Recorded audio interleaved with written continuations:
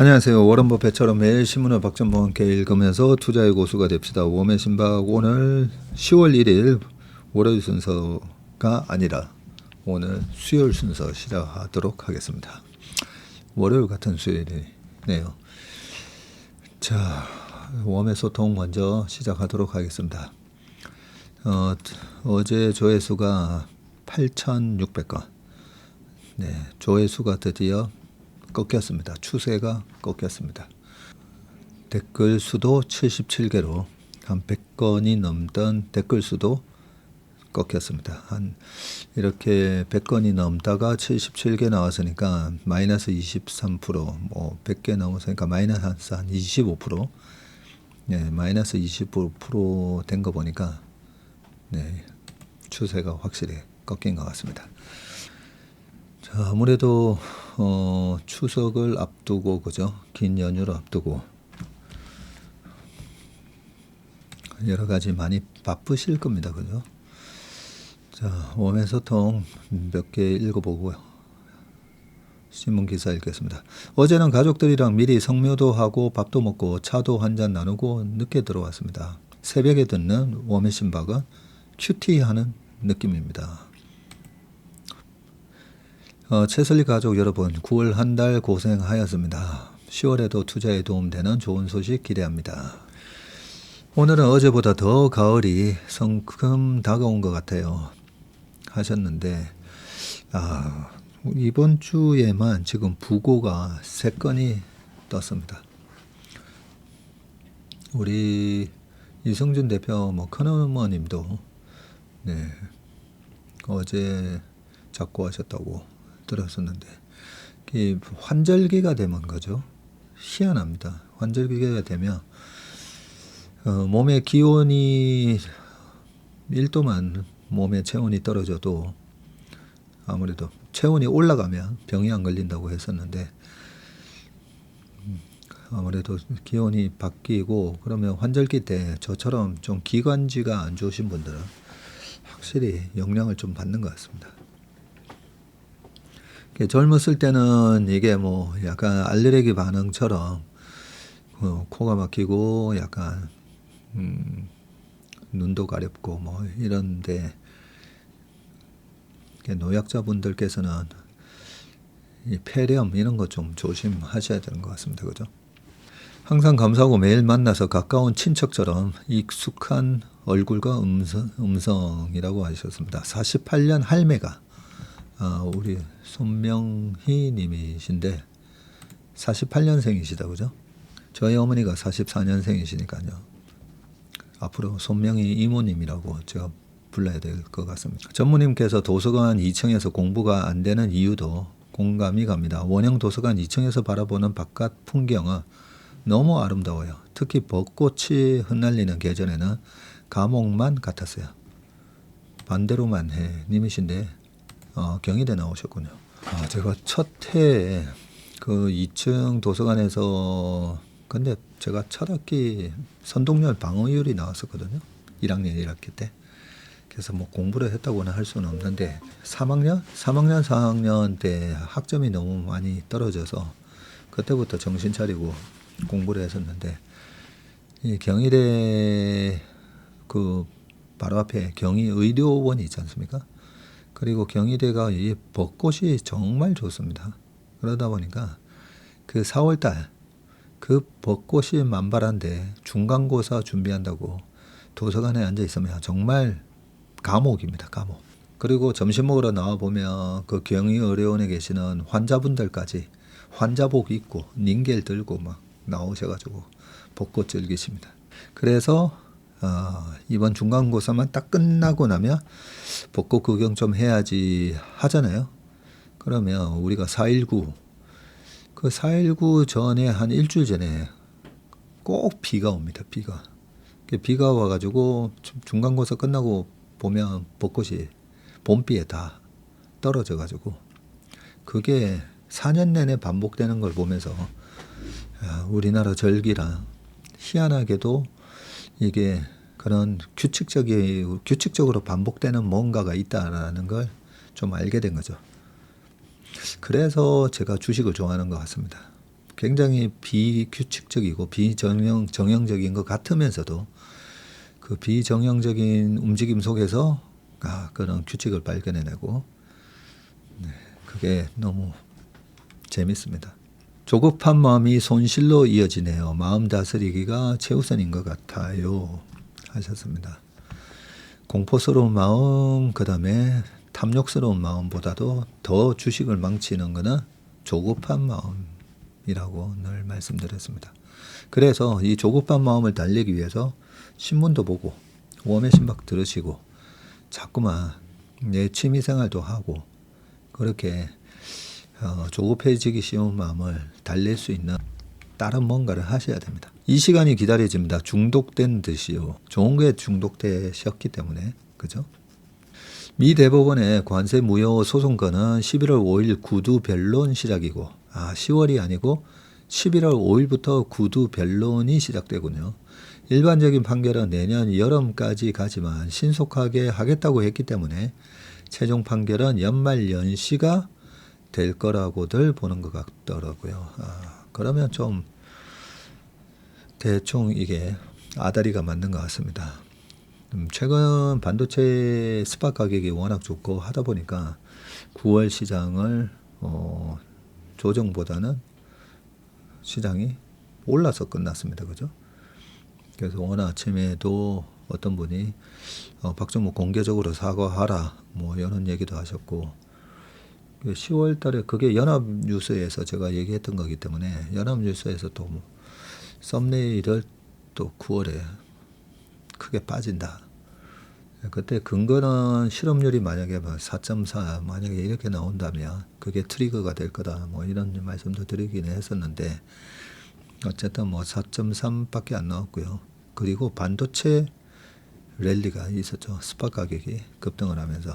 그래서 이 반도체 필반 지수를 보니까 2, 3개월 정도 더 반도체 랠리는 있을 것 같은데 그러면 오히려 조정의 시점이 올 연말이나 내년 초로 미뤄진다면 뭐가 트리거가 될까 하는데 미국 대법원의 관세에 대한 위헌 여부 판결이 오히려 12월이나 1월쯤 된다고 합니다. 그게 약간 트리거가 또 될 수도 있겠다 싶으네요. 거기다가 만약에 실업률이 4.5 오늘도 점심을 먹으면서 그 투자에 관심이 있는 후배한테는 그런 얘기를 했습니다. 적립식 투자 다 좋은데 어느 정도 주식을 오래 하다 보면 쌀 때 이번에 4월 8일 그죠? 참 그러고 보니까 공개적으로 사과하라 이런 사람들 4월 8일 날 그때 V자로 급등하니까 여기서 명품 주식 사세요. 뭐 22년에도 그런 얘기하고 그 사람들 댓글 제가 한번 눌러보거든요. 그러면 공개적으로 감사했나라고 댓글 눌러보니까 그런 게 맞은 거예요. 공개적으로 감사한 게 하나도 없더라고요. 그래서 그냥 다른 사람 약점이나 단점 지적질하는 그런 사람이구나라는 생각을 했는데 한편은 그래도 그런 분들이 그 마음에 이 자존감이 약해서 그런 거거든요.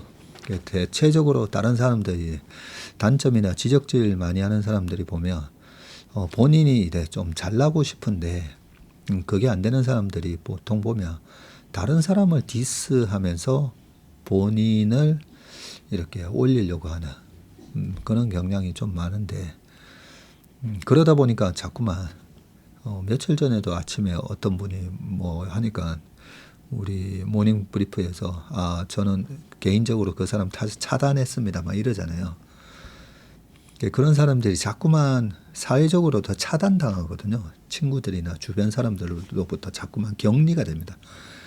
격리가 되면 될수록 오늘 아침처럼 어제 아침처럼 자꾸만 나와서 이 디스를 막 하면서 자기의 존재감을 드러내려고 하는데 마음이 아픈 사람들이죠. 그런 분들 보면 그래서 그런 분들 조금이라도 위안이 되시라고 아침에 공개적으로 죄송합니다 이런 말씀도 해드리고 이번 10월에도 연합인포 나가면 어쨌든 틀린 거는 틀린 거니까요. 틀렸으니까 그 반성을 하고 사과도 하고 그렇지만 이제 뭐가 틀렸는지 정확하게 복귀를 해봐야 되죠. 그 복귀는 이번 9월 달에는 반도체. 그래서 제가 외국인 옵션 포지션, 옵션으로 우리나라에서 독사같이 단물 쫙쫙 뽑아가는 외국인의 옵션 플레이어들이 작년 8월에 한 3천억 벌어가고 이번에도 한 5, 600억 쫙쫙 땡겨가는 걸 보면서 와, 얘네들이 반도체 전문가였네 뭐 이런 느낌이 들잖아요. 제가 예상을 못했던 걸 예상하는 선수들이 있다는 거죠. 그런 거에서는 또 자존심 상하죠. 쟤네들은 알았는데 나는 몰랐네. 그죠? 그래서 이거 뭐 시장을 어떻게 맞춥니까? 그렇게 말씀해 주시는 분들도 위로해 주시는 분도 계시지만 제 스스로는 맞추는 놈이 있었다는 거죠. 맞추는 분이죠. 제가 못한 걸 맞추셨으니까. 그래서 쟤네들은 이 단기적인 이 반도체 흐름을 어떻게 맞췄을까? 그런 거에 대해서 또 많이 고민도 하고 그러니까 어떻게 맞출 수 있을지 그 방법론을 또 찾아보고 그죠? 그러면서 실력이 계속 남들이 못하는 걸 하게 되면 그러면 옛날에 김연아 선수랑 아사다마오 선수가 했던 트리플 악셀 정말 하기 힘든데 하는 사람이 있으니까 오타니 선수 같은 그런 선수가 있으니까 타자도 되고 투수도 되는구나. 그런 불가능한 목표를 갖고 또 우리가 도전하게 되는 거 아니겠습니까? 그죠? 자, 9월 한 달도 즐거운 시간들이었어요. 수익도 많아서 풍성한 달입니다. 10월도 많은 기대해보면 연휴 준비 많이 해서 도전해 보겠습니다. 우리 김미아님. 김미아님도 갈수록 실력이 늘어나는 것 같습니다. 금융무사 다 되셨습니다. 저는 깜빡해서 연체료를 여러 번 내보아서 고지서 받으면 당일 처리합니다. 일단 들고 있는 미국 주식 수익률이 흐뭇하지만 전문의 말씀 듣고 보니 연 15% 수익 내주시는 게 마음고생 안 하고 주식시장 안 바라보고 좋을 듯 합니다. 행복한 투자 생활이 뭔지 요즘 느끼고 있습니다.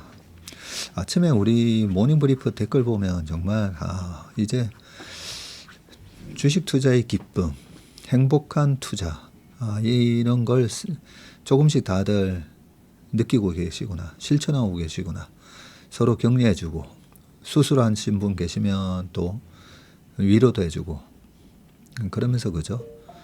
정말 건전하고 제가 바라던 이런 커뮤니티가 형성되는 것 같아서 너무 좋습니다. 뭘 하든 투자를 하든 일을 하든 취미생활을 하든 그죠? 모임을 하든 행복해야 되지 않겠습니까? 그죠? 부지런하게 사시는 전무님 대단하세요. 저도 따라서 열심히 살아보려고 책찍질합니다 하셨는데요. 제가 요즘 몸이 부서지게 그렇게 한 3, 4년을 일을 했지만 저는 억울하지 않습니다라고 말씀드리잖아요. 옛날에 많이 놀았으니까. 질량 보존의 법칙이 있구나. 총량 균등의 법칙이 있구나. 옛날에 많이 공부 안 했으니까. 요즘 나이 들어가지고 열심히 하고 있습니다. 그나마 옛날에 놀 때 저는 운동 위주로 놀다 보니까 그나마 체력이 좋아가지고 그 운동했던 체력으로 열심히 하고 있습니다. 저는 옛날에 많이 놀아서 지금 열심히 하는 거니까요. 너무 저를 벤치마킹 하시지는 마십시오. 주택가격 안정화는 규제가 아닌 매물 증가 정책과 소비자가 원하는 괜찮은 주택을 많이 공급하는 게 최선입니다. 단열, 에어컨, 공조, 지하주차장, 엘리베이터 등 오래된 집은 불편하고 에너지 비용이 낭비 수준입니다.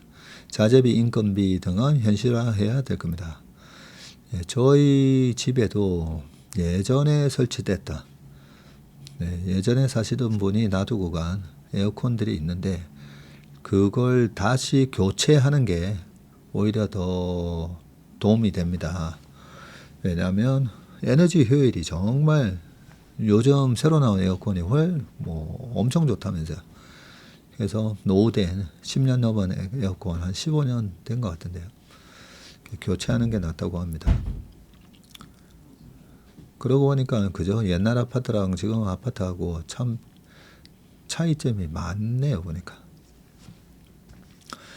몸의 심박 들으면 잠이 온다던데 전 잠이 깹니다. 목소리에 진정성이 느껴지거든요. 네, 항상 제가 저희 직원들한테도 얘기를 하지만 진정성이 있냐 없냐 카메라를 통해서도 다 아신다는 거죠. IQ 70도 안 되는 강아지도 아는데 사람이 모르겠습니까? 그죠? 운 좋게도 추천해 주신 부의 인문학과 부의 본능 저도 소장하고 있어요. 예전에 읽었을 때 뚜껑까지 열리진 않았는데 이번에 다시 정독해서 뚜껑을 열어보겠습니다. 네. 저 같은 경우는 좀 많이 몰라서 뚜껑이 열렸을 수도 있고요. 이미 어느 정도 수준 되시는 분들은 다 알고 있는 내용이라서 그럴 수도 있습니다. 그죠? 전문인 만나서 투자 문의하고 싶습니다. 네, 거의 요즘 매일 3시 반에 그냥 단체 투자 상담을 하고 있습니다. 저희 회사 사무실에서. 가끔 제가 오후 일정 때문에 못 나올 때가 있기 때문에 오셔서 투자 상담 문의하시고 싶은 분들 저희 회사 홈페이지에 있는 전화번호로 전화하셔가지고 약속 잡으시면 됩니다. 트럼프랑 베센트는 법원에서 상호관세 막으면 품목관세로 똑같이 매길 거라고 으름장을 놓고 있습니다. 세금 관련해서는 국세청에 메일 보내서 문의하면 친절하게 회신해 준다고 합니다. 그렇군요. 박세익님은 차분하고 조리 있게 조곤조곤 말씀하시면서 다 틀리니까 너무 마음이 아픕니다. 하셨습니다. 이분도 마음이 좀 아프신 분이다. 그죠? 네. 다주택자 세금 감면이 되어야 매매가 활성화될 거라 확신합니다. 1임 후 마음이 편해지니 미술 전시도 마음 편하게 다니고 있습니다. 하지만 귀가 후에 바빠지네요. 아니 1임 해놓으시고도 모닝, 심박, 퇴근길, 1, 2등, MPG 변경, 종목들 체크 아니 이걸 다 하고 계신다고요? 그리고 이번 연휴에는 차트와 기초편을 완전 정복할 생각입니다. 헐 대단하시다. 그죠? 긴 연휴가 다가와서 좋기는 하지만 그동안 전무님은 못 뵙게 되니 허전하고 아쉽기도 합니다. 그러나 미국 휴가 가시면 시장은 보지 마시고 온전히 가족에게 집중하시는 소중한 시간이 되셨으면 합니다. 하셨습니다. 이번 추석 때 그 북콘서트 영상이 올라갈 겁니다. 그 영상을 보시면 또 아주 재밌을 겁니다. 그 암동이 있고 저번에 그 왔다 가신 분들은 아시잖아요.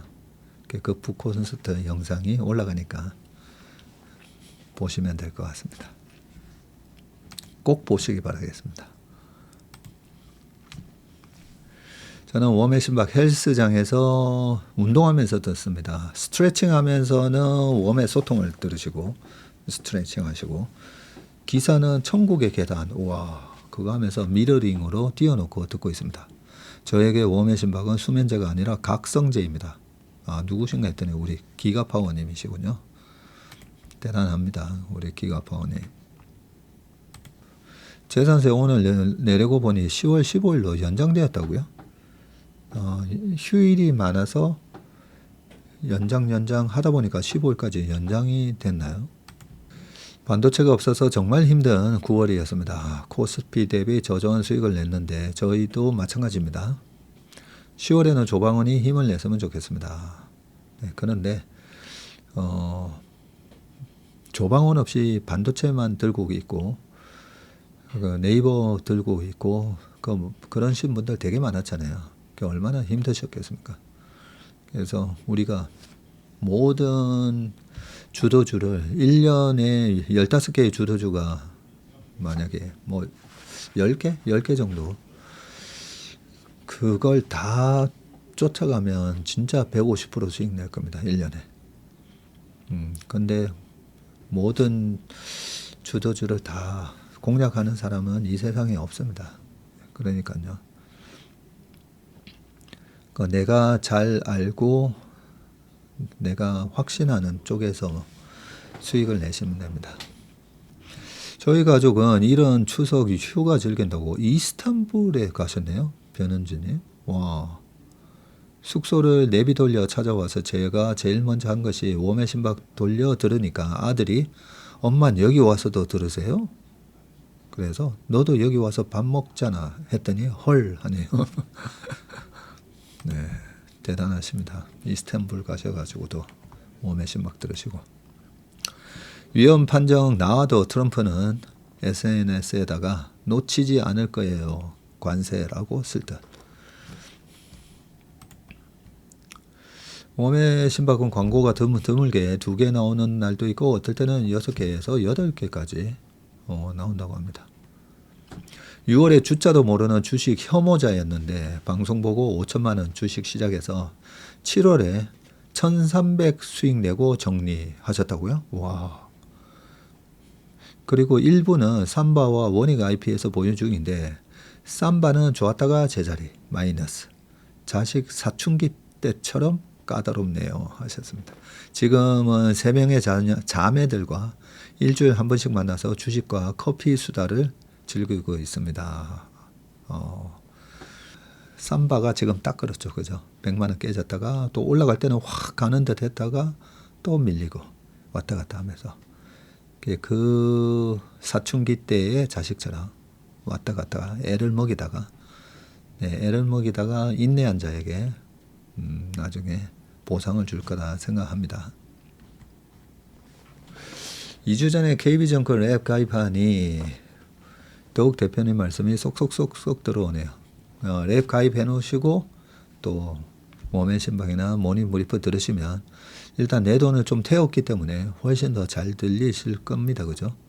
KB증권이 3천만 원 이상이다. 그죠? KB랩은 성공보수형으로 들어가셨네요. 그러니까 목표 전환형이 있고 성공보수형이 있는데 성공보수형은 그냥 1년, 2년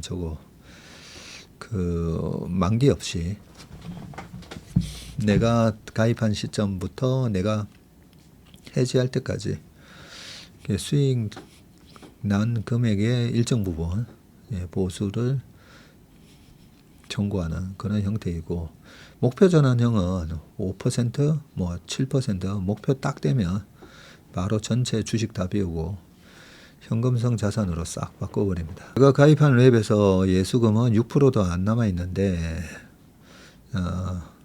그 랩 같은 경우에는 저희가 KB증권이나 신한증권, 삼성증권 랩 운용팀에다가 자문을 하는 겁니다. 요렇게 포트폴리오를 구성해 주세요. 자문을 하고 최종 의사결정은 그 랩 운용 부서에서 하는데 웬만하면 저희의 자문을 많이 수용합니다.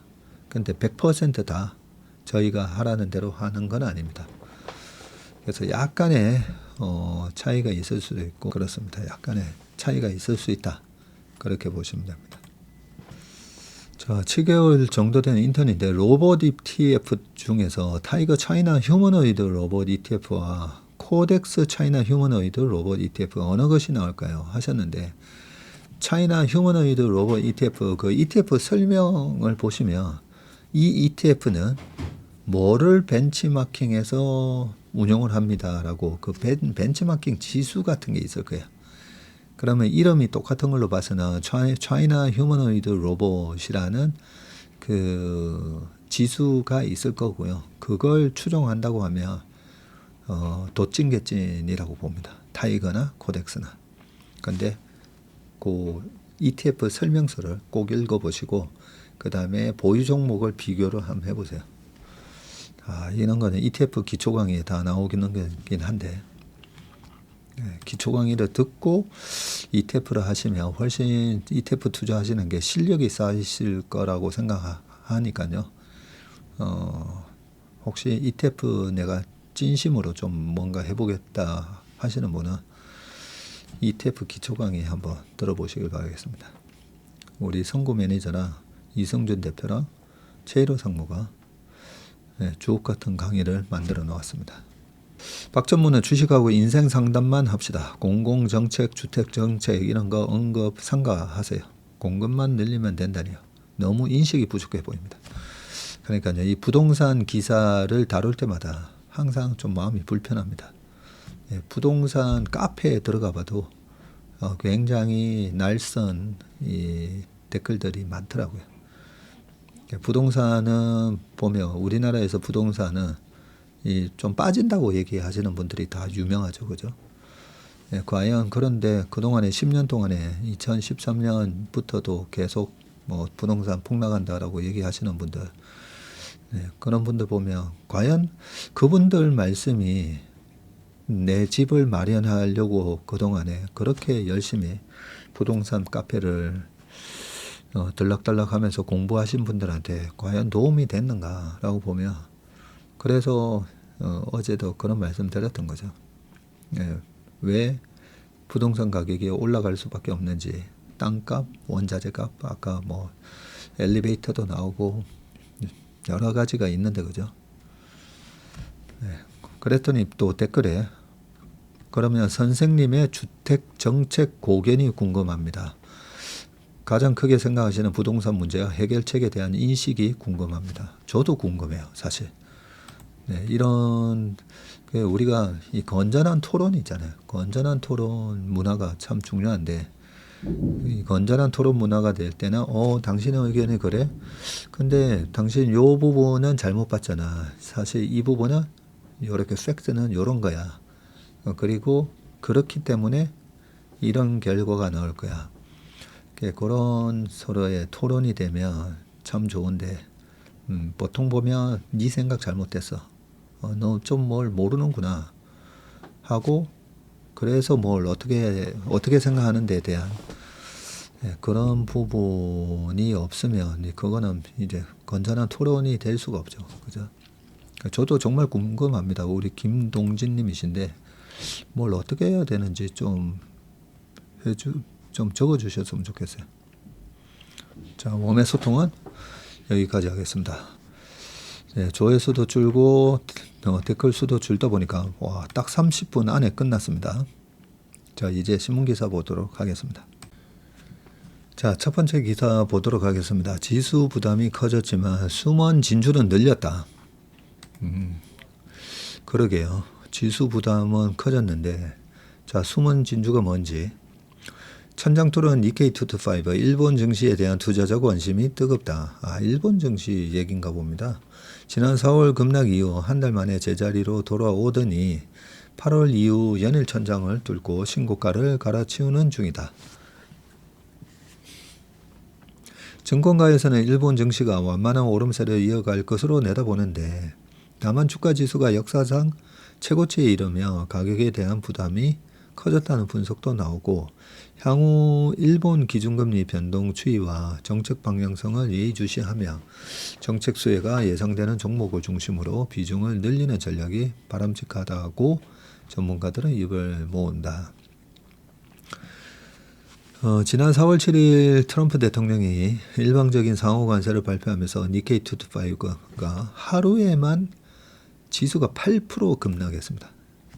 그러나 금세 회복하며 9월 들어서는 연일 신고가를 갈아치우고 있는데, 니케이225는 9월 24일 45,630포인트로 거래를 마감하며 종가 기준 사상 최고치를 경신했고, 지난 4월 저점과 비교하면 무려 48% 높은 수치입니다. 최근 일본 증시 강세는 미국의 영향이 크게 작용했고, 미국과 일본의 관세 협상 타결로 정치적 불확실성이 완화된 데 이어서 미국이 최근 기준금리를 내리며 글로벌 증시 전반에 훈풍이 분다. 관세 우려 완화는 직접적으로 일본 기업 실적 부담을 덜어주고 미국의 금리 인하는 주식 투자 선호도를 높였고요. 일본 내부 정치 상황도 증시에 영향을 준 것으로 풀이되는데, 자민당 총재선 후보 공개 토론회에서 차기 정권의 재정 확대 가능성이 부각되면서 매수세가 유입됐다는 분석이고요. 물가 상승 대응을 위한 소비세 감세 문제를 두고 모든 후보자가 해당 논의를 이어가겠다는 입장을 밝혔고요. 재정 확장 정책으로 시중에 현금이 풀리면 상당 부분이 주식시장으로 유입될 가능성이 있다는 점에서 호재로 꼽았습니다. 자, 종목별로는 소프트뱅크 그룹이 최근 일본 증시를 주도하는 모양새인데 그래요? 소뱅은 미국 클라우드 기업 오라클 그리고 오픈 AI와 함께 새로운 AI 데이터 센터 5곳 설립 계획을 발표한 뒤에 사상 최고가를 경신했고요. 반도체주 역시 9월 지수 상승을 견인하는 중인데 레이저테크, 도쿄 일렉트론, 디스코 등이 9월 들어서 30-40%에 육박하는 상승률을 기록 중입니다. 같은 기간 니케이225가 8% 올랐다는 점을 감안하면 반도체주 강세가 두드러진다. 증권가에서는 대체로 일본 증시 강세가 이어질 것으로 내다보는데 내년 초에 47,000선을 돌파할 가능성도 제기되는데 한투증권에서 밴드 상단을 47,500으로 제시했고요. 9월 24일 종가 대비 약 4%가량 상승 여력이 있다는 뜻이고 4%밖에 안 됩니까? 니케이225가 9월 들어서만 8% 올랐다는 점을 감안하면 연말로 갈수록 우상향 곡선 기울기는 완만해질 거다. 벌써 45,000을 넘었군요. 자, 전문가들은 단기적으로 신중한 접근을 권고하는데 그동안 일본 증시가 가파르게 오른 만큼 일부 되돌림 현상이 있을 수 있다는 지적이고 최보원 애널리스트는 일본 증시는 9월 말부터 10월 초까지 단기 순고르기 구간 진입이 불가피할 것으로 예상된다. 그리고 일본은행의 ETF 리츠 매각 속도 확인과 3분기 말 자산 리밸런싱을 앞두고 일시적 되돌림에 유의해야 한다. 자민당 총재 선거 전 정책 구체화와 10월에서 11월 기업 실적 확인이 필요하다. 고 덧붙였습니다. 일본은행의 금리 인상 가능성이 있다는 점도 최대 변수로 꼽히고요. 일본은행은 지난 7월 열린 금융정책 결정 의사록을 최근에 공개했는데 일본은행 위원들은 경제활동 개선과 물가에 따라 정책금리를 계속 인상하고 통화 완화 정도를 조정할 것이라는데 의견을 모았습니다. 당장 10월부터 금리 인상이 시작될 수 있다는 전망이 나오는데 사쿠라이 마코토 전 일본은행 이사는 미국 경제 동향에 따라 일본은행이 빠르면 10월 금리 인상을 단행할 가능성이 있다. 미국 경제가 뚜렷하게 악화하는 모습이 나타나지 않는 상황에서 물가를 고려해 금리 인상이 필요하다고 판단할 가능성이 있다고 내다봤습니다. 자, 증권가에서도 4분기 일본은행의 금리 인상 가능성을 점치는데 김채윤 애널리스트는 일본 내 물가 상승이 지속되고 BOJ의 통화정책 정상화로 일본 내 장기금리 상승 현상이 이어지고 있는데 4분기 BOJ의 금리 인상이 본격화할 경우에는 일본 주식 가격을 인하하는 요인으로 작용할 가능성이 크다고 했습니다. BOJ가 인상하면 안 되는데 그죠? 불안합니다. 올 1월 달에 금리 인상해서 0.5로 맞춰놓고 난 이후로 지금 계속 동결인데 작년 7월 말에 금리 인상했었고 그죠? 0.25로 그러고 나서 한 6개월 뒤에 금리 인상을 했었고 이번에는 아직 안 했는데 10월에 할 가능성이 높다는 말이죠. 이번에 좀 찜찜하네요. 이에 대비해서 은행주에 투자하라는 조언이 눈길을 끌고요. 미즈호 파이낸셜 그룹이나 리소나 홀딩스 등이 유망 투자처로 꼽힌다. 은행은 기준금리가 오를 경우 예대 마진이 늘어서 이익이 확대되기 때문이고요. 다만 미국의 금리 인하로 일본 엔화 가치가 급격하게 절상이 되면 일본 은행의 통화정책 정상화가 미뤄질 수 있다는 점을 염두에 둬야 한답니다. 일본 내 임금 인상이 지속될 것으로 내다보며 소비지 투자가 효과적이라는 분석인데 일본 유명 잡화점 브랜드 무인양품을 운영하는 양품계획과 대형 항공사 전 일본 공수, 아나, 그리고 잘 등이 임금 인상 수혜주로 거론이 되고 고가보다 중저가 제품 위주로 소비가 살아날 가능성이 크고 여전히 일본인 해외여행은 코로나 이전 수치를 밑돈다는 이유에서입니다. 일본 대형 전선주인 히타치와 후지쿠라를 추천하는 의견도 있는데 일본 내 전력 수요 확대로 신규 원전 건설을 검토 중인데다가 전력 인프라 투자가 지속적으로 증가하고 있다는 점에서 유망하다는 분석이네요. 다만 향후 엔화 환율 변동성이 확대될 경우 엔화 절상에 따른 수출주 전반 피해 가능성이 있다는 점도 리스크입니다.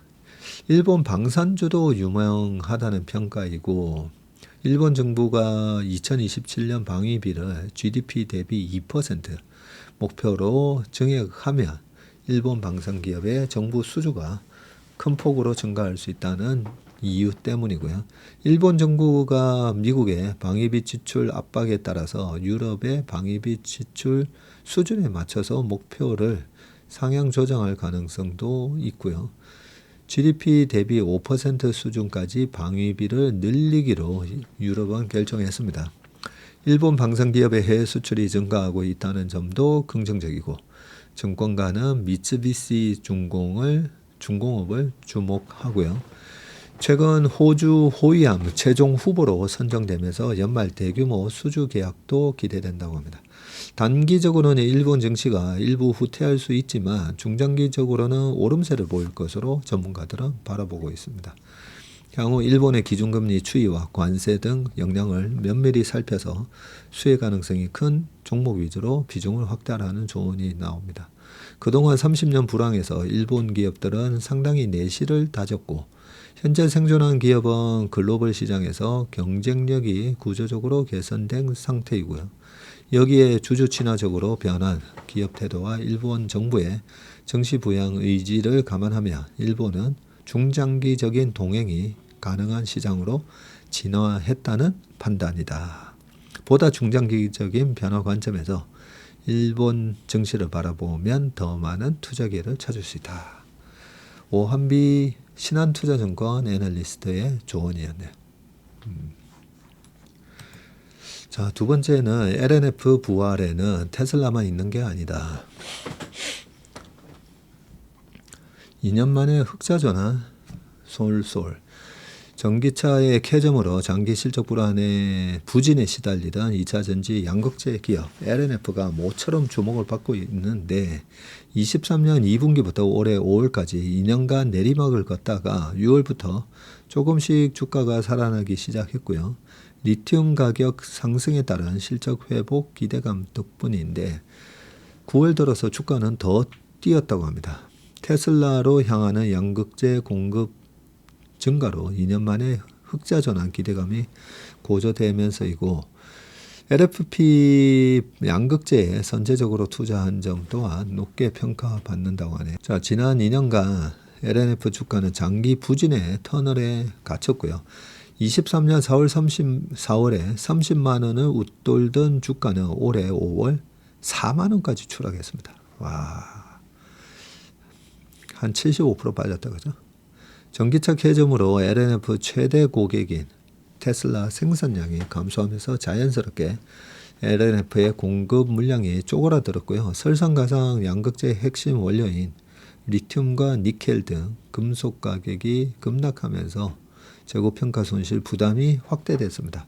비싸게 사들인 원재료 가격 가치 하락으로 제품을 팔수록 손해를 보는 악순환에 빠졌고요. 이로 인해서 LNF 실적은 장기간 적자를 면치 못했습니다. 23년 4분기부터 올해 2분기까지 7분기 연속 적자를 기록했군요. 자, 그러나 최근 상황이 반전됐는데 테슬라 신차 판매가 호조를 보이면서 LNF가 공급하는 물량이 확대될 것으로 기대를 모으고 있고요. 증권가에서는 줄줄이 LNF 출하량 추정치를 높여 잡는 분위기입니다. 테슬라 신형 전기차 모델 Y 주니퍼의 본격 인도 역량으로 LNF 양극재 NCMA 9호 출하량이 확대될 것으로 내다봤고요. 이에 따라서 LNF 양극재 판매량이 전분기 대비해서 무려 38%나 증가한다는 분석이네요. 미래에셋증권은 테슬라가 새롭게 내놓은 6인승 SUV 모델 YL의 중국 수요 호조와 하반기 테슬라 동일 공장 생산 능력 확대 계획에 따라 3분기 LNF가 영업이익 90억 원을 기록할 것으로 전망했고 기존 40억 원 적자 전망에서 실적 추정치를 상향 조정했습니다. 한동안 2차전지 업종을 기피하던 투자자 심리도 개선된 모양인데 9월 1일부터 24일까지 LNF 주가가 17%나 상승을 했는데 개인, 기관, 외국인 투자자 모두 이 기간에 LNF 주식을 사들였네. 이진명 신한증권 애널리스트는 LNF 주가는 테슬라 신규 모델 판매 호조 등에 따른 3분기의 흑자 전환 기대감으로 최근 상승세를 나타냈습니다. 제품 판매량 개선세로 경쟁사 대비 차별화된 실적과 주가 흐름을 보일 전망이다 라고 되어 있습니다. 네, 지금 표에 보면 초록색이 매출, 주황색이 영업이익률인데 영업이익률이 23, 24년도에 꺾이면서 그죠? 매출은 이때 당시에 계속 24, 25, 26년에 매출이 계속 이렇게 위로 간다고 장밋빛으로 보는 분들은 이렇게 전망을 했었죠. 근데 단가가 뚝 떨어지면서 이렇게 Q와 P가 다 빠진 그런 모습이었습니다. 자, 증권가에서 LNF를 주목하는 또 다른 배경에는 이 LFP 양극재 사업에 대한 기대감이 자리하고 있는데 하이니켈 양극재 강자라는 타이틀에 안주하지 않고 LNF 시장에 과감히 뛰어들어서 미래 성장 동력을 확대했다고 합니다. LNF가 지난 7월 이사회 결의를 통해서 LFP 신규 사업 자금 조달 방안으로 이 BW를 발행을 결정했죠. 이후 지난 9월에 4, 5일간 이틀간 일반 공모를 진행했고요. BW 발행으로 조달한 총 3천억 원 중에서 약 2천억 원은 LFP 신규 사업에 전액 투입하고 회사는 이를 위해서 지난 8월 100% 자회사 LNF 플러스를 설립하고 대지 면적 10만 스퀘어미터 규모 LFP 공장 착공을 완료했습니다. LFP 양극재는 중저가 전기차와 ESS를 중심으로 빠르게 영향력을 넓히고 있는 제품이고 에너지 밀도는 NCA 배터리보다는 낮지만 가격이 저렴하고 안정성이 높다는 것이 특징입니다. IRA 법안으로 중국산 제품이 영향력을 잃으면서 중국 외 지역에서 생산되는 LFP 양극재에 대한 글로벌 수요가 갑자기 급증했습니다. 이 같은 흐름에서 LNF는 LFP 양극재 사업에 빠르게 뛰어들어서 과감한 횡보를 보이고 있고 지난 7월에 SK온과도 북미양 LFP 배터리용 양극재 공급을 위한 업무 협약을 체결을 했네요. 자, 한 증권사 애널리스트는 LNF는 국내 양극재 경쟁사 대비 빠른 속도로 LFP 설비 투자를 단행해서 ESS 고객사를 확보를 했고 향후 LFP 수주 소식이 들려올수록 주가는 상승세를 보일 것이라고 전망했는데 한 가지 우려스러운 대목이 향후 BW 행사로 시장의 주식수가 늘어나서 지분 가치가 희석될 수 있다는 우려가 제기되고요. 이에 회사는 주주가치 제고를 위해 재무구조 개선 노력을 지속하겠다고는 밝혔습니다. BW 발행 후 실적 성장과 추가 수주 활동 등 적극적인 주가 부양 활동을 통해서 재무구조 개선을 추진할 것이라고 밝혔네요. 이 BW가 나중에 전환되는 시점에서는 또 한번 조심을 하셔야 됩니다. 수급은 모든 재료에 우선한다. 그 부분을 기억을 하시면 좋을 것 같습니다. 하루 1억 명 100조가 된 커뮤니티 플랫폼 뭔가 했더니 레딧 얘기네요. 레딧. 예. 자, 미국 커뮤니티 플랫폼 레딧 주가가 요동을 치고 있는데 9월 1일 220달러였던 주가가 19일에는 260달러까지 올랐습니다. 찰리 커커 미국 정치 활동가 여파로 미국 국회 청문회에 소환돼서 9월 24일 기준 235달러까지 급락했지만 시장에서는 펀더멘탈과 무관한 변동이라 선을 그었고요. 중장기적인 추가 상승이 가능하다는 설명인데 미국 투자은행 파이퍼 샌들러는 비중 확대 의견을 제시하면서 목표 주가를 기존 210에서 290까지 올렸습니다. 네. 월가에서는 눈높이를 높이는 배경은 크게 두 가지인데 일단 주력 수익원인 광고 매출의 꾸준한 실적 개선과 AI 시대 원천 데이터로의 자산 가치 덕분인데 토마스 챔피언 파이퍼 샌들러 애널리스트는 향후 1년간 성장할 수 있는 다양한 동력을 갖고 있다고 평가했고요. 레딧도 2분기 실적 컨퍼런스 콜에서 AI 시대의 원천 데이터 수혜 기대감을 드러냈습니다.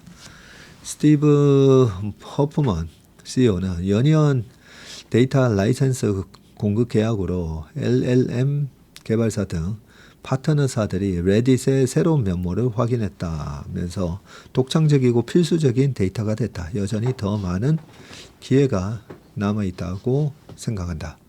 이분이 누군가 봤더니 지난해 3월 상장 타종 행사에 참석한 스티브 허프만 레딧 CEO라고 합니다. 자, 보시다시피 레딧 주가가 작년 연말에 한 70불 언저리 하다가 230 갔다가 다시 100이 깨졌다가 지금 이러고 있습니다. 변동성이 엄청 심하다, 그죠? 2005년 만들어진 레딧은 지난해 3월 상장했고요. 한국 DC 인사이드를 떠올리면 이해가 쉬운데 레딧에는 다양한 주제를 다루는 수많은 게시판, 서버 레딧이 있고요. 이용자는 각각의 관심사에 따라 게시판을 들어가 소통을 하는데 모든 이야기는 익명 기반이라고 합니다. 그렇다 보니 DC 인사이드처럼 어둠의 사이트로 보는 시각도 다수였고 레딧을 무시하는 이들도 상담했는데 21년 기점으로 위상이 달라졌습니다. 미국의 게임 소매업체인 게임스탑 쇼크 때문이고요. 당시 시트론 리서치, 멜빈 캐피탈 등 헤지펀드가 대량 공매도에 나서자 주가가 폭락했고 이때 레딧을 중심으로 반발 여론이 생겼는데 개인 투자자들은 무작정 주식 매수에 나섰고 주가를 폭등시켰습니다. 이들은 공매도 세력 응징을 구호로 내걸며 일종의 자본시장 트롤링, 조롱 행위를 이어갔고요. 결국 헤지펀드는 쇼크 스퀴즈를 겪었고 큰 손실을 받았습니다. 일부는 파산 위기에 처했고 쇼크 스퀴즈는 자산 가격 하락을 예상해서 돈을 건 공매도 투자자가 자산 가격 상승 시 더 큰 손실을 막기 위해서 해당 자산을 사는 행위를 말합니다. 자, 게임스탑 쇼크 이후 레딧은 단순 커뮤니티가 아닌 금융사회 전반에 영향력을 미치는 플랫폼으로 각인이 됐고요. 덕분에 레딧에 광고를 붙이려는 수요도 급격히 늘었습니다. 당시 로이터는 게임스탑 쇼크 이후에 레딧 광고 매출이 90% 늘어서 기업 가치가 급등했다고 설명했고요. 레딧은 꾸준히 성장을 이어가고 있는데 이용자 유입이 뒷받침됐고요. 올해 2분기 기준 일간 사용자 수 DAU는 어느새 1억 1천만 명을 넘어섰다고요. 1년 전에 9,100만 명과 비교하면 21% 증가했습니다. 특히 주목할 지점은 미국 외 지역 인터내셔널 DAU 추이인데 지난해 2분기 4,570만 명이던 인터내셔널 DAU는 올해 2분기에 6,010만 명으로 늘었다 그죠. 퍼센트로 따지면 31.2% 증가입니다. 전체 이용자 수 비중도 인터내셔널이 미국 이용자 5,030만 명을 앞질렀고 미국 커뮤니티에서 글로벌 커뮤니티로 확장한 셈인데 지난해 상장 과정에서 밝힌 목표가 현실화됐습니다. 레딧은 장기 성장을 위해서는 미국이 아닌 지역 사용자를 늘릴 필요가 있다고 강조했고 이에 머신 러닝 기반 기계 번역을 활용해서 가장 큰 걸림돌이던 언어를 해결하겠다고 밝혔고요. 레딧은 올해 2분기 주주 레터에서 현재 23개국 기계 번역을 추진 중이라면서 글로벌 인지도를 확인해서 사람들이 여러 언어와 지역에서 레딧을 즐길 수 있도록 키워나갈 것이라고 했습니다. 레딧은 올해 말까지 30개의 언어 지원을 목표로 한다고 하네요. 밑에는 광고 매출 의존도는 한계, LLM 데이터 라이센싱의 다변화 등등 있으니까 한번 읽어보시길 바라겠습니다. 자, 그 다음에도 미국 주식 관련된 부분인데 이제 삼전 팔고 떠나자. 미국이 아니네요. 오라클이 사진이 있어가지고 삼전 팔고 떠나자. 국내 증시가 숨고르기에 돌입하고 장기 연휴까지 앞두면서 투자자들이 미국 주식으로 몰려가고 있다. 미 연방정부 셧다운 우려 등에도 미국 증시가 연일 사상 최고치를 경신하고 있다. 이 최근 일주일간 국내 투자자의 미국 주식 순매수 금액은 한 2조 정도 되고요. 직전주 대비해서 71.8%나 급증했습니다. 지난달에도 순매수 금액이 한 4조 5천억이었는데 직전달 대비해서도 4배가량 크게 늘었고요. 이는 국내 증시가 주춤한 사이 미국 증시가 AI 인프라 테마를 중심으로 연일 사상 최고치를 갈아치우면서 투자 심리가 옮겨 붙은 데 따른 것으로 풀이됩니다. 다우 지수는 미 셧다운 우려를 뚫고 사상 최고치를 돌파했고요. 여기에 오는 3일부터 최장 열흘간 이어지는 추석 연휴가 예정돼 있어서 국내 증시 투자자들은 5개월간 대응이 어렵다는 점도 미국 주식에 불을 붙인 배경으로 풀이되는데 최근 미국 증시는 AI 인프라, 스테이블 코인 등이 재부각되면서 연일 사상 최고치를 돌파하고 있습니다. 서학개미들이 이 기간 가장 많이 순매수한 종목도 비트마인, 이머전 테크놀로지, 그리고 아이리스 에너지, 오라클, 엔비디아, 유나이티드 헬스그룹, 마이크로소프트, 시놉시스, 코어위버, 서클 순이라고 합니다. 우리 서학개미 분들 공부 참 많이 하신다 그죠? 비트마인, 아이리스 에너지, 코어위버, 서클 등은 암호화폐 채굴과 장비 판매, 데이터 센터, 컴퓨팅 관련 주고 오라클, 엔비디아, 마이크로소프트, 시놉시스는 AI 인프라 테마로 엮인 종목들입니다. 특히 비트마인은 대규모 이더리움 매수와 함께 팔란티어 창업자인 피터 틸이 지분 투자에 나선 점, 오라클은 오픈 AI와 대규모 투자 계약을 체결한 점 등이 상승 배경으로 꼽힙니다. 자, 반면에 국내 증시에서는 개인 투자자들이 발을 빼고 있는데 지난달 9월 10조 거의 8천억을 순매도했네요. 코스피 시장에서. 코스피 역시 사상 최고치를 연일 경신했지만 관세 우려 등의 숨고르기 모습을 보이자 차익 실현 욕구가 분출된 영향으로 보이고요. 특히 이 기간 개인들은 삼성전자를 7조 7천억, 하이닉스 1조 9천억, 하나 에어로스페이스 7,500억, 전자우선주 6,100억, 네이버가 5천억, 현대로템 4,700억 등 지난달 주가 상승률이 우수했던 종목을 중심으로 순매도하면서 증시에서 이탈했습니다.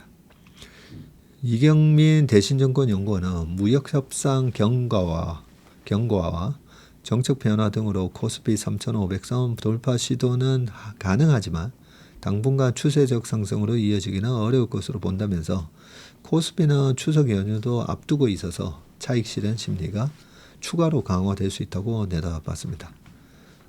국내 주식 팔고 미국 주식 많이 샀다. 이런 얘기다 그죠? 자, 그 다음 삼성전자로 돈벼락 맞을 준비. 7년 만에 역대급 대응화. 앞에 기사는 이제 3.89 떠나자 개미들이 우르르 이렇게 미국 시장으로 몰려갔다 갔다 요 내용인데, 이 기사는 반대로 삼성전자로 돈벼락 맞을 준비. 7년 만에 역대급 호황. 전자와 하이닉스 등 반도체 기업의 주가 급등세가 거센데, 메모리 반도체 호황 사이클이 본격화하면서 이익이 급증할 것으로 예상되는 만큼 불확실성이 높아진 하반기 증시에서 투자 대안처가 될 거라는 전망이고요. 하이닉스는 29%, 같은 기간 전자는 20.3%, 코스피는 7.49 지난달 올랐습니다.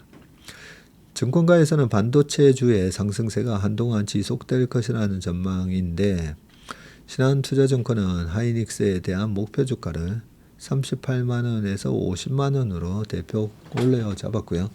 SK증권은 48, KB증권은 46 제시했습니다. 삼성전자의 목표 주가도 상향되고 있는데, 신한투자증권은 11만 5천원으로 제시했습니다. D램 반도체 재고가 역대 최저 수준을 기록하면서 7년 만에 반도체 슈퍼사이클이 본격화할 것이라는 분석이 나오고 있고, 올 3분기 말 기준 글로벌 D램 공급자 평균 재고는 3.3주로 역대 최저치를 기록했습니다. 2018년 반도체 슈퍼사이클을 당시 평균 재고와 비슷한 수준이고요. AI 열풍으로 HBM 수요가 급증하면서 반도체 업체들이 기존 D램 생산 라인을 HBM 생산용으로 전환하자 D램 생산량이 급격히 감소한 까닭입니다. 하이닉스는 안정적인 HBM 매출에 더해서 범용 메모리 반도체 부문 실적도 개선될 것이라고 추정하면서 어닝 서프라이즈에 대한 기대가 크고요. 올해 영업이익 컨센서스는 무려 38조 7천억으로 1개월 대비해서도 4% 늘었습니다. 삼성전자 주가도 당분간 추가 상승할 가능성이 높다는 분석을 받고 있는데, 반도체 업황이 호조세를 보이며 3분기 D램 판매 가격은 전분기 대비해서 약 7% 인상된 것으로 추정이 됩니다. 김영태 신한금융투자연구원은 HBM 시장 진입에 대한 우려가 완화하고 있는 데다가 범용 메모리 업황까지 회복되며 시장 실적과 밸류에이션이 상승하는 구간에 진입했다고 말을 하고 있습니다. 네, 근데 작년에도 전자 88,000원 갈 때 외국인이 아주 공격적으로 사고 개인 투자자분들은 쭉 올라올 때마다 계속 팔았잖아요. 그리고 외국인이 거의 67,000원 단가로 샀다가 팔 때 무지막지하게 또 손절 보면서 팔았는데, 그때 또 우리 개인 투자가들은 또 샀습니다. 사고 이번에 또 이익 실현하고 있고. 자, 마지막 기사입니다. 서학개미도 익숙한 미 셧다운 우려. 변수는 고용 물가 지표 발표 연기.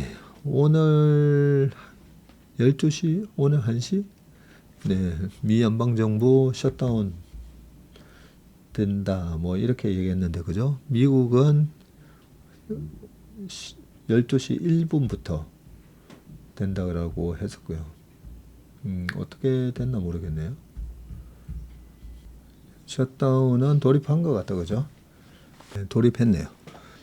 자, 미국 정부가 7년 만에 셧다운에 돌입할 전망인데, 다만 그동안 사례를 보면 셧다운이 증시에 미치는 영향이 크지 않았다는 판단에 이 서학개미는 매수세를 이어가고 있다. 문제는 셧다운이 장기화하는 과정에서 고용, 물가 등 경제지표 발표가 미뤄질 수 있다는 점이고요.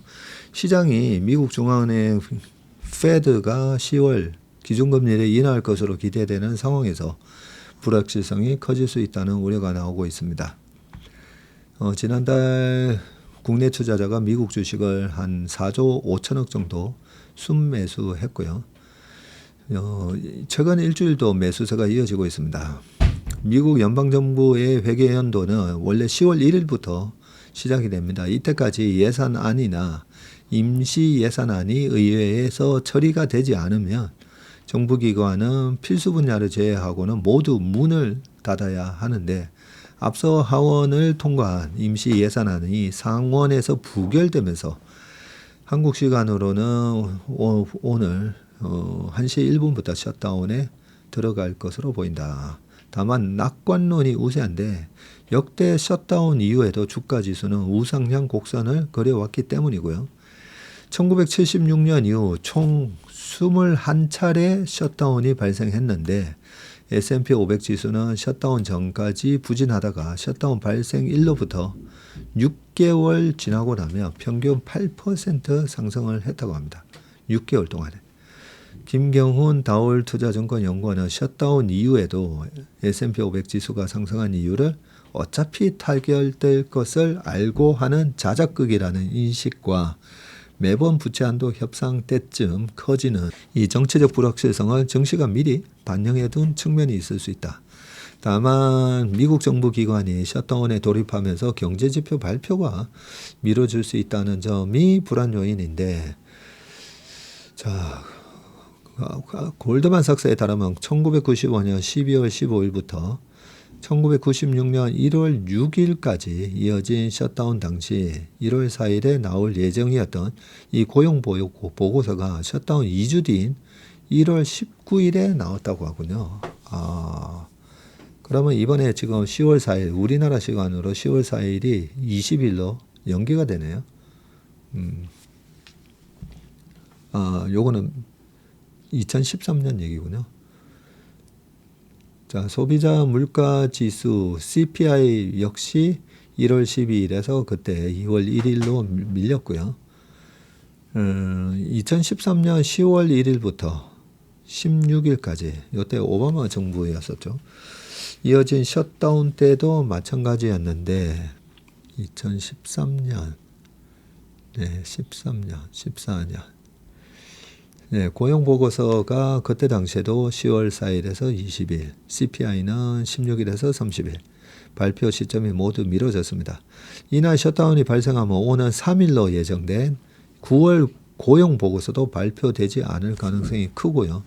앞서 미국 노동부가 셧다운 비상 계획에 따라 노동통계국은 셧다운 중 어떤 경제 보고서도 발행하지 않을 것이라고 밝혔기 때문이고, 오는 15일 나올 CPI도 발표 시점이 뒤로 밀릴 수 있습니다. 28일부터 29일까지는 FOMC가 열리는데 셧다운이 장기화하면 최신 고용 물가 지표를 확인하지 못한 채 통화 정책을 결정해야 할 수도 있고, CME 페드워치 기준으로는 10월 기준금리 인하를 96.7% 반영하고 있는 상황에서 불확실성이 커질 수 있다는 의미다. 10월에도 거의 추가적인 금리 인하가 지금 기정사실이다, 이렇게 보고 있다, 그죠?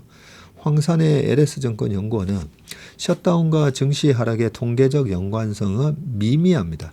성장 내러티브와 기준금리 인하 기대감이 근간이 현재 상승 랠리에 불확실성을 부여할 수도 있다, 이렇게 되어 있네요. 깔끔하게 정리가 잘 됐다, 그죠? 그래서 오늘 셧다운의 영향은 미국 시장에는 크게 영향을 주지 않을 거다. 아까 얘기되어 있던 이 자작극, 거의 자작극에 가까워. 셧다운 한 대 놓고 또 빠르면 2, 3일, 늦어도 한 2주에서 3주면 어차피 다시 재개될 건데, 주가는 뭐죠? 앞으로 미래 10년 동안의 캐시플로우를 현재 가치화한 거기 때문에 이 정도 셧다운 이슈는 실제로도 크게 영향을 주지 않는다고 보는 게 맞는 것 같습니다. 오늘 웜의 신박은 여기까지 하겠습니다. 고맙습니다.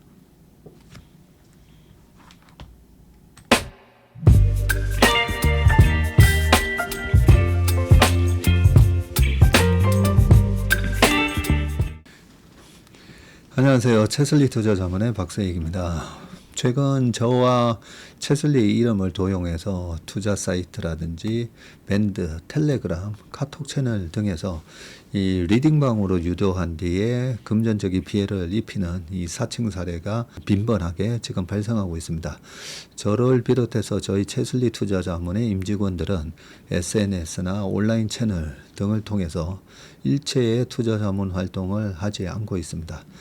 저희는 정식 자문을 하기 위해서는 반드시 저희 회사에 내방하셔서 계약서 작성 절차를 거쳐서 진행되기 때문에 이에 모든 유료 무료 지금 투자자문 행위는 불법이므로 각별히 주의하시길 바라겠습니다. 의심스러운 채널이나 메시지를 받으시면요, 피해를 방지하기 위해서 즉시 신고하시거나 삭제하시길 바라겠습니다. 대부분의 사례가 이 사칭 사례에 피해를 보신 분들의 핸드폰을 제가 보면 이 방에 오셔서 무료로 투자를 도와드립니다. 뭐 이런 얘기를 하고 있고요. 거기에 보면 어떤 밴드로 특정 밴드로 유도한 다음에 돈을 송금하라고 되어 있습니다. 예, 그 과정에서 저희하고의 일체 계약 관계가 없기 때문에 그렇게 돈을 송금하라고 하는 부분에 있어서 특히나 유의를 좀 해주시기 바라겠습니다. 저뿐만 아니라 많은 또 저희 업계의 유명인을 사칭한 그런 사칭방도 많이 지금 기승을 부리고 있는데요. 공통적인 특징이 앞으로 몇백 %가 날 급등주를 알려줄 테니까 이 방에 가입을 하라. 그러고 난 다음에 금전적인 부분을 갖다가 송금을 요청하는 그런 형태의 수법을 쓰고 있기 때문에 그렇게 무료로 주식을 알려드립니다. 이런 문자를 받으시면 바로바로 삭제를 하시길 바라겠습니다. 저희 채슬리와 채슬리 임직원들을 많이 사랑해 주시는 저희 채슬리의 고객분들 그리고 저희 채슬리의 이 구독자분들이 이런 사칭 피해가 일체 발생하지 않기를 바랍니다. 그러면 여러분들의 가정과 일터에서 항상 평화와 행복이 가득하시길 기원합니다. 감사합니다.